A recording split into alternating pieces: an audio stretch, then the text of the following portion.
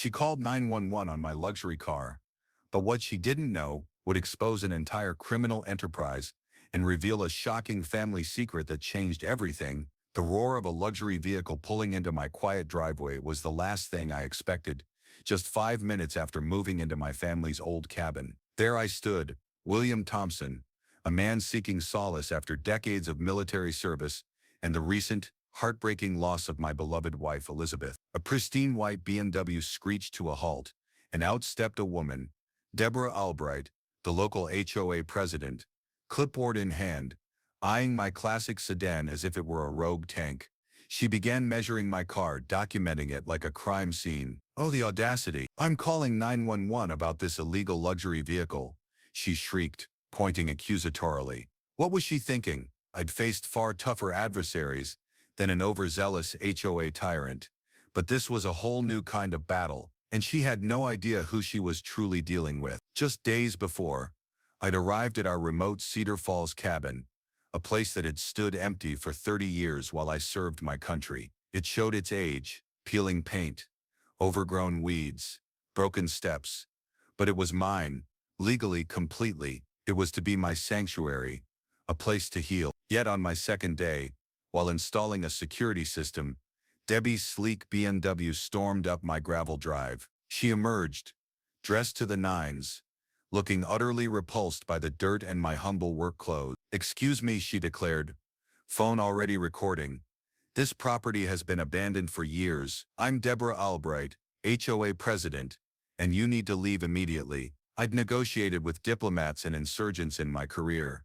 I knew fear when I saw it. She wasn't just territorial, she was terrified. Terrified of losing control, of change, and certainly of me. But bullies always assume everyone else is weaker, don't they? I calmly explained.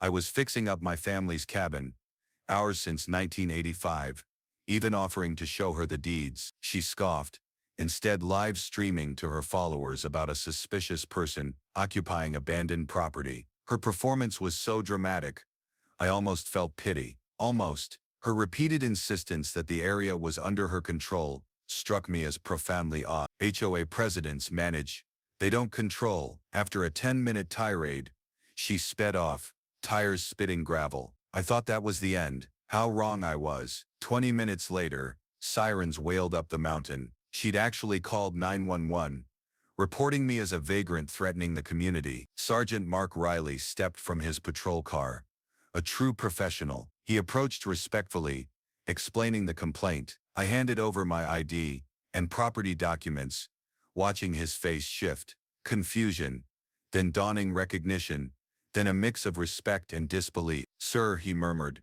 glancing at Debbie, still recording. "What was your rank in the service?" I could have deflected, but the way he asked, he knew. "Major General," I stated simply. 30 years, 3rd Infantry Division. The transformation in Mark was instantaneous. He snapped to attention, saluting with a crispness that would have made any drill sergeant proud. "Major General Thompson, sir. You saved my unit in Fallujah back in 2000. Oh, if you could have seen Debbie's face. Her live stream captured it all. The officer she'd summoned to arrest a vagrant, instead saluting him like a superior. The comments section I heard absolutely exploded. People demanded to know who I was, why a police sergeant was saluting an elderly man in work clothes, and if Debbie had made a colossal mistake. The answer, of course, was a resounding yes. Mark handled it flawlessly, informing Debbie I was the legal owner. But beyond my rank, I saw a deeper understanding in his eyes, a silent camaraderie shared by soldiers. As they drove off, Debbie stared, her world shattered. She'd called the police to remove a problem, only to discover she'd challenged someone who likely understood federal regulations better than she did. This wasn't over, I knew. People like Debbie don't retreat from embarrassment.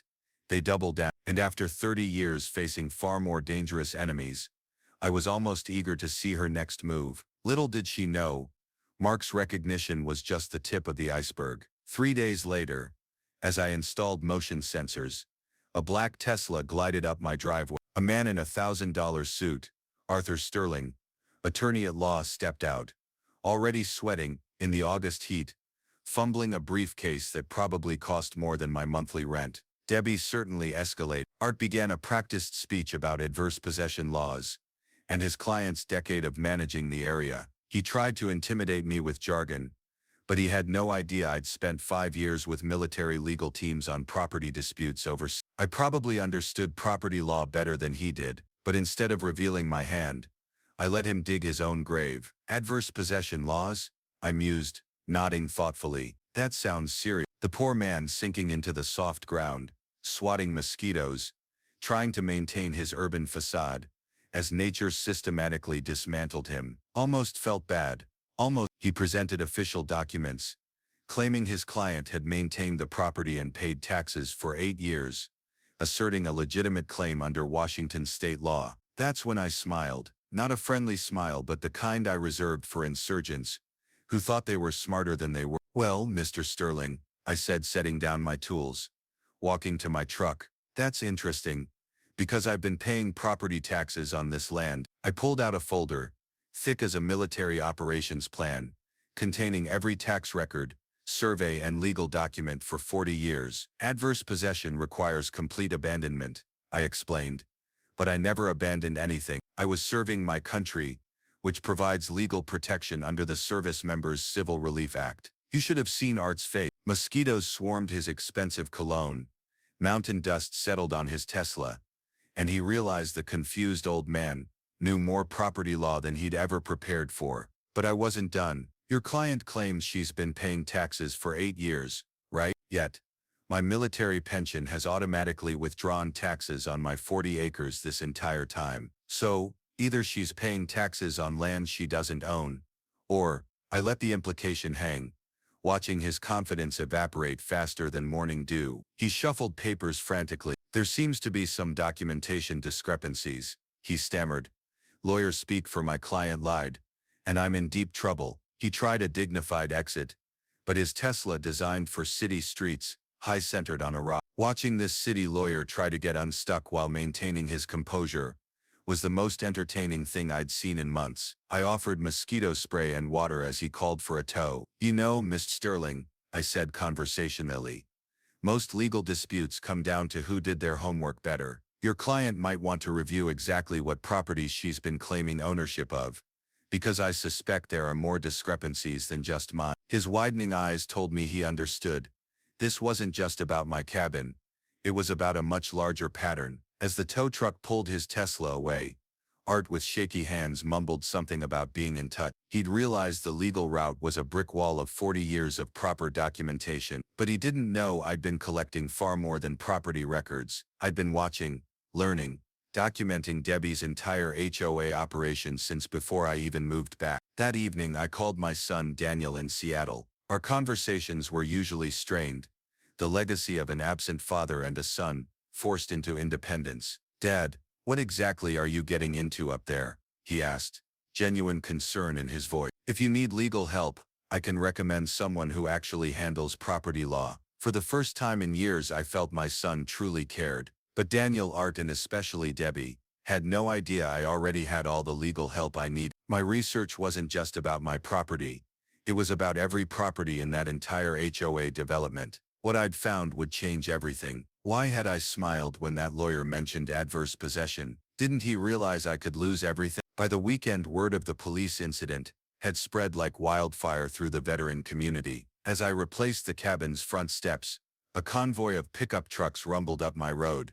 6 trucks, American flags waving, carrying some of the finest men I'd ever served alongside. Mark must have made some calls. These weren't just veterans. These were my guys, soldiers from 3 deployments. Staff Sergeant Thomas "Tom" Chang, looking just as he did 15 years ago, grinned. Well, I'll be damned. Major General Thompson, fixing his own front step. Never thought I'd see the day. Laughter erupted, and I was enveloped in handshakes, backslaps, and that easy camaraderie, only forged in hell. This wasn't just a social call, we all knew it. They'd driven from all over Washington because Mark told them about Debbie, and veterans take care of their own. So, Master Sergeant Rodriguez leaned against his truck. We hear you've got yourself a little HOA problem. Funny thing is, we've been hearing stories about this president for a while. She's got a reputation for making life difficult for military families. That hit a nerve. Civilians targeting military families, already burdened with stress, unforgivable. As we set up an impromptu barbecue, because 6 veterans inevitably produce burgers and beer. An elderly Asian woman approached from the neighboring property. She was nervous but determined, carrying a thick manila folder. "Excuse me," she said quietly. "Are you Mr. Thompson?" "I'm Eleanor Chen, your neighbor. I heard about Mrs. Albright, and I think you should see these." She handed me the folder. Opening it, my assessment of the situation escalated from local nuisance to serious criminal enterprise in 10 seconds flat. Ellie had been documenting Debbie's HOA activities for 3 years, forged documents claiming ownership of other people's properties, financial records showing HOA fees diverted to personal accounts, threatening letters to elderly residents demanding they sell below market value, email chains specifically discussing how to target deployed military families who couldn't fight back. As my barbecue guests peered over my shoulder, the temperature in our gathering dropped 20 degrees. "Mrs. Chen," I said carefully, "how long has this been going on?" Her whisper chilled me. 8 years, ever since her husband died and she took over. At first small things, but then she started claiming abandoned properties, forcing sales, targeting families when the service member was deployed. I was afraid to speak up. She threatened me with immigration fraud, even though I've been a citizen for 40 years. That's when Staff Sergeant Cheng, no relation to Ellie, just a very convenient coincidence, pulled me aside. "Sir, you need to know something. My cousin in Tacoma, her HOA president, pulled the exact same moves 2 years ago. Took a federal investigation to sort it out. They discovered she was part of a network, multiple HOA presidents across the state, all using the same tactic." My mind raced to the legal documents Art showed me, too professional for a small-town dispute. Ellie's documentation was meticulous. Photos, recorded calls, copies of forged documents, financial records showing money flowing between HOA and personal accounts. This woman had been running a one-person intelligence operation for 3 years, collecting evidence that would make an FBI forensic accountant weep with joy. "Why didn't you take this to the police?" I asked. Her answer broke my heart. "I tried, but she has connections, friends in local government. Every time I complained, my property taxes would get audited, or my business license would need special review. She made it clear that fighting her would cost me everything." As evening fell, and my veteran friends set up tents for an impromptu reunion campout, I realized my simple boundary dispute was something far larger and more dangerous. Debbie wasn't just a garden-variety HOA tyrant. She was running a systematic criminal enterprise, targeting vulnerable residents, especially military families. But what none of them knew yet was that Ellie's folder wasn't the only documentation I'd been collecting. While everyone thought I was just an old soldier seeking peace, I'd been conducting my own investigation into Debbie's activities since before I even moved back. Military intelligence training dies hard. When I decided to return to Cedar Falls, I did what any good intelligence officer would. I thoroughly researched the area, including local power structures and potential threats. My phone buzzed with a text from Daniel. "Dad, saw news about veterans gathering at your place. Everything okay?" For the first time in years, I could honestly tell my son, yes, everything is very much okay, because what started as one old man against an HOA bully had just become something very different. Tomorrow, Ellie was organizing a neighborhood meeting, and based on what I'd seen in her documentation, we were about to uncover exactly how many families Debbie had terrorized, while she thought nobody was watching. But why did Ellie suddenly go pale when she saw what was written on the back of that doorbell footage timestamp? The neighborhood meeting Ellie organized brought together 12 families.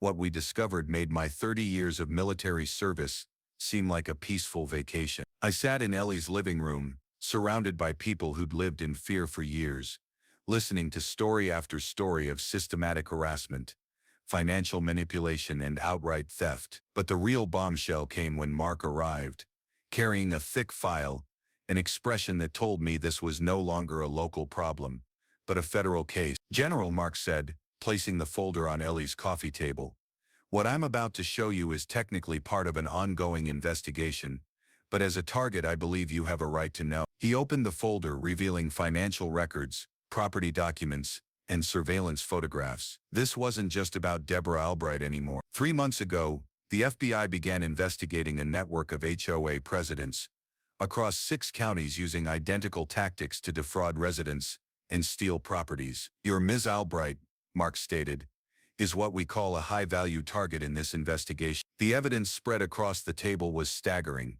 Debbie hadn't just been stealing properties in Cedar Falls.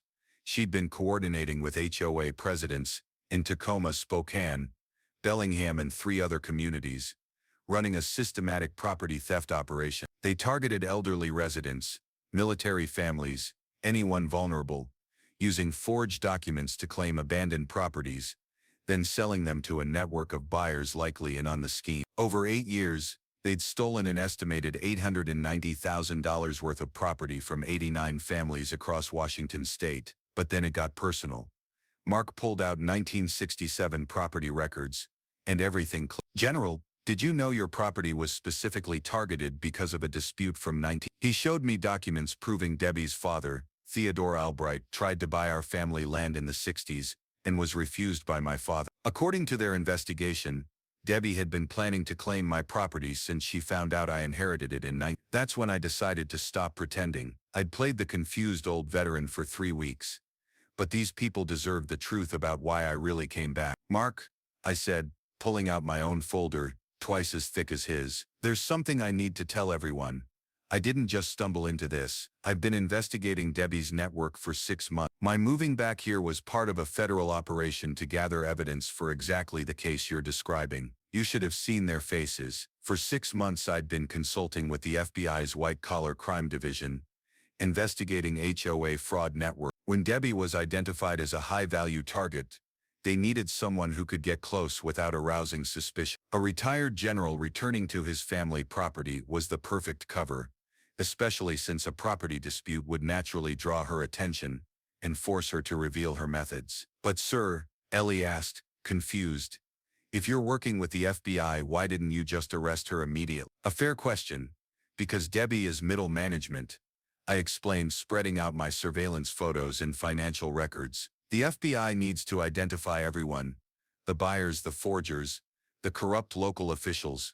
The whole organization. Arresting Debbie too early would have caused everyone else to vanish." Just then, Daniel walked through Ellie's front door. I probably should have warned him his father wasn't just a grieving retiree. "Dad," he said, looking at the crowded room, "the FBI evidence.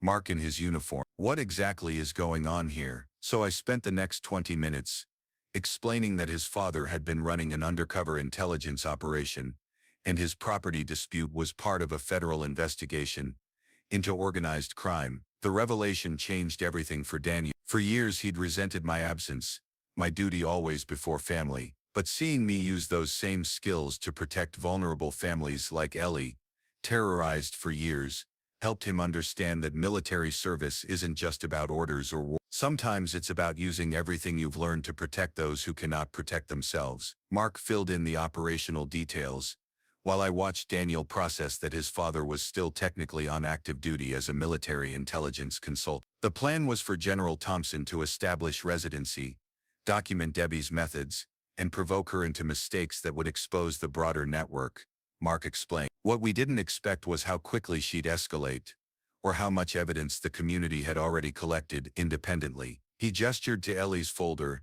a ticking bomb. But the most crucial revelation came when Mark showed us bank records. Debbie's network had specifically targeted properties owned by deployed military personnel, using their absence to forge abandonment claims and steal their home. "General, your property wasn't just targeted because of the family dispute from this. It was targeted because you're a veteran, and these people have been systematically stealing from military families for 8 years, counting on the fact that deployed service members can't fight back effectively." That's when it became crystal clear why this case was so personal. It wasn't just about my cabin or stopping Debbie. It was about protecting military families, sacrificing everything, only to return home to stolen homes. That wasn't just theft. That was an attack on the very foundation of everything I'd spent 30 years defending. The meeting ended with everyone understanding we weren't facing an overzealous HOA president, but an organized criminal network that had terrorized vulnerable residents for a decade. Tomorrow the FBI would start making arrests. But there was one more revelation, one Mark had discovered but didn't fully grasp. Ellie's doorbell footage didn't just show Debbie threatening her.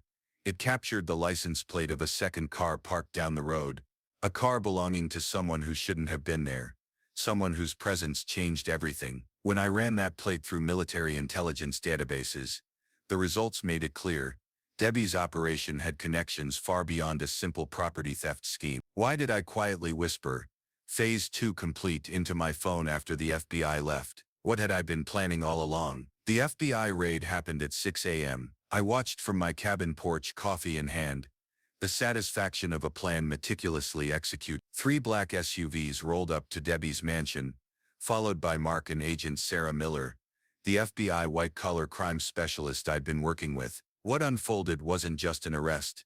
It was the unraveling of an 8-year criminal enterprise. Agent Miller had warned me Debbie would try something desperate, but I wasn't prepared for her unhinged state. At 2 a.m. 3 days before the raid, Debbie showed up at my cabin with a baseball bat, in a complete psychotic break. She'd figured out I wasn't just a confused old veteran, and was here to eliminate her biggest threat. My security cameras caught everything. Debbie screaming about me destroying her 8 years of work, calling me a military tyrant, threatening to make me disappear like the other. That last part especially interested the FBI, hinting at darker consequences for past opponents. As she swung the bat at my windows, I realized she'd completely lost touch with reality. Military training teaches calm under pressure. Instead of defending myself, I activated my backup recording system, ensuring every word, every swing was captured in high-definition audio and video. Sometimes the best strategy is to let your enemy destroy themselves while you document their breakdown. Ellie called the police, and minutes later, my clearing was a surreal crime scene, painted by red and blue lights. Debbie, still holding the bat, screaming about military conspiracies, tried to claim I'd attacked her. But with 6 cameras plus Ellie and 4 other neighbors watching, her story crumbled faster than her mental state. The truly satisfying part was watching Debbie's face when Agent Miller introduced herself as FBI. For 8 years, Debbie had been queen of her little kingdom. Federal agents don't care about HOA regulations or local connections. Watching her realize her empire was crumbling was one of the most gratifying moments of my career. What we discovered during the raid exceeded my expectations for the network's corruption. Debbie's mansion held files on every property in 6 HOA communities, detailed plans for targeting deployed military families, and communication records with 12 other HOA presidents across 3 states. The real bombshell: evidence they'd worked with corrupt local officials to fast-track property transfers and suppress complaints. Agent Miller briefed me as Debbie sat in the federal transport vehicle, finally understanding her 8-year crime spree was over. General, this network was more sophisticated than we realized, Agent Miller explained. They weren't just stealing properties. They were systematically targeting military families to undermine veteran community stability. They believed military families were easier targets because of frequent relocations and deployments. The financial records alone were staggering: $80,000–$90,000 in stolen property, with additional evidence of money laundering through fake improvement projects. But what truly impressed the FBI was Ellie's meticulous 3 years of documentation, essential for connecting Debbie's local operation to the broader network. Daniel arrived as they loaded Debbie into the vehicle. I watched him process the fact that his father had orchestrated a complex federal investigation while pretending to be a grieving retiree. "Dad," he said quietly, watching agents carry boxes of evidence, "when you said you needed somewhere quiet to process your grief, this isn't exactly what I pictured." But there was pride in his voice, real pride. For the first time in years, I felt my son understood why duty and service had always been so important to me. The community response was overwhelming. Within hours of Debbie's arrest, 12 more families came forward, revealing systematic psychological warfare. Elderly homeowners forced to sell, military wives threatened during deployments, mysterious compliance violations leading to forced sale. Analyzing Debbie's computer files revealed the network's true ambition: demographic restructuring. Their goal was to force out military families, elderly residents, and anyone undesirable, then resell properties to buyers who would create the community they wanted to control. Agent Miller showed me communications discussing identifying problem residents and effective methods for forcing them out. Military families were targeted for their vulnerability during relocations and deployments. Elderly residents, for their fixed incomes and inability to fight legal battles. The systematic nature of their targeting elevated this from property theft to organized criminal conspiracy. Arrests continued throughout the week. HOA presidents, corrupt local officials, property buyers across 3 states. My investigation into one corrupt HOA president had exposed an 8-year criminal network, stealing nearly $1 million and terrorizing hundreds of families.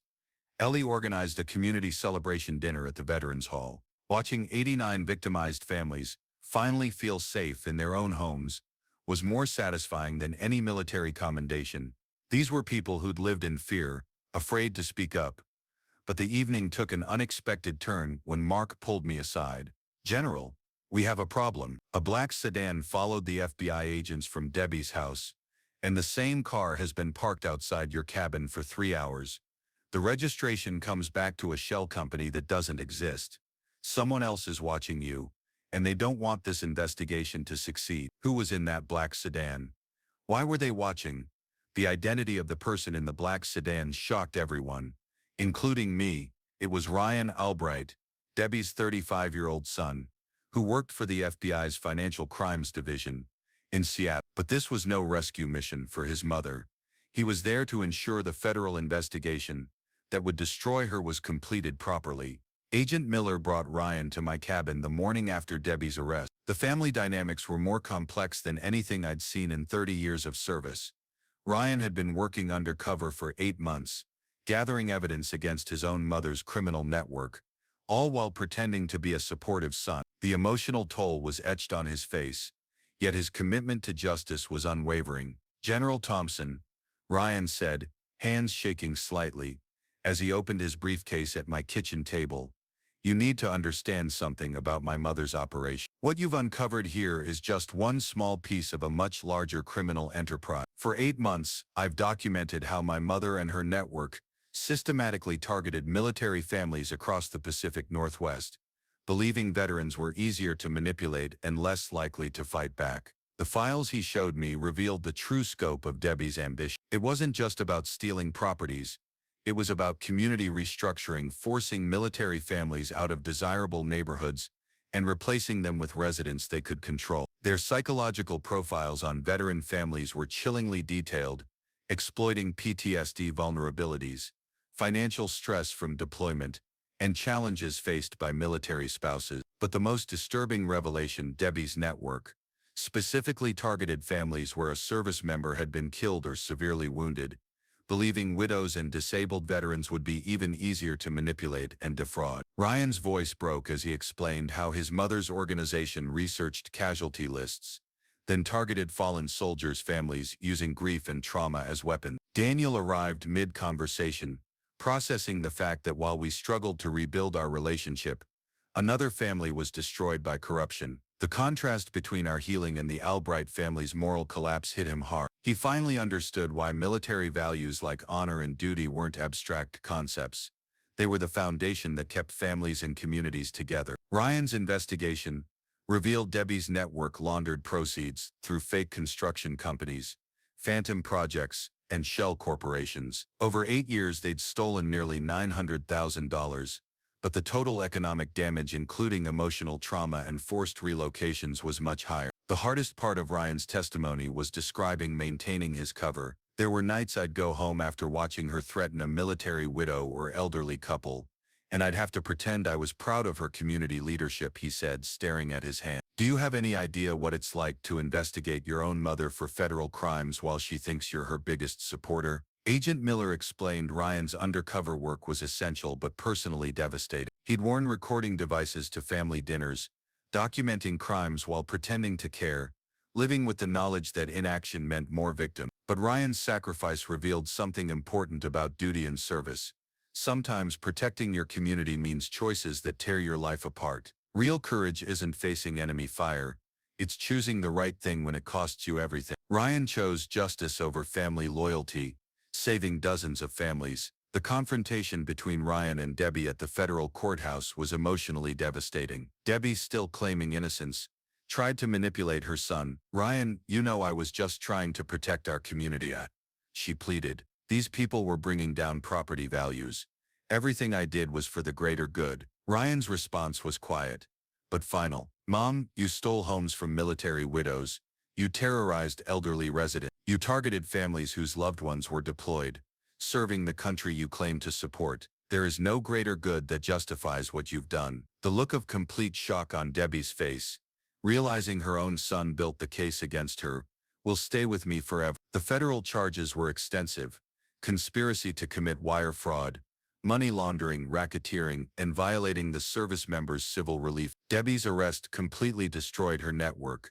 12 HOA presidents arrested, 6 local officials indicted, property buyers facing federal prosecution. Daniel and I drove home in silence, processing it all. Finally, he asked, "Dad, how do you rebuild a relationship with your family after something like this?" Watching the Albright family implode gave me perspective on my own. "You start by acknowledging the damage," I told him, "and then you commit to doing better, every single day for as long as it takes." Daniel nodded. For the first time since my return, I felt we were finally moving toward the relationship I should have built years ago. As we pulled into my driveway, Ryan waited by his car, a sealed envelope marked "after the trial." He handed it to me, an expression I couldn't read. "General, there's one more thing about my mother's network you need to know, but it has to wait until after she's been sent. What's in that envelope will change everything you think you know about why she targeted your family specifically." 6 weeks after the trial, Debbie received 4 years in federal prison,